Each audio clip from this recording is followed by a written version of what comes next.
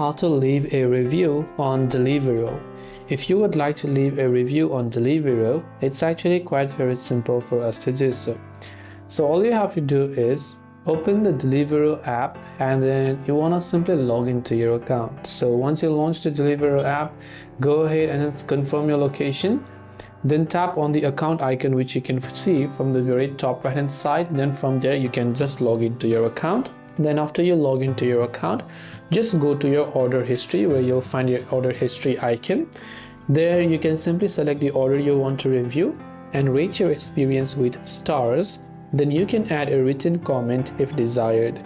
You will be prompted to leave a review shortly after completing an order on the app. This way you will be able to leave a review on Deliveroo. I hope that this video helped you out. If you have got any further questions, feel free to leave them down below. Thanks for watching till the very end of this tutorial, and see you soon as always in the next video.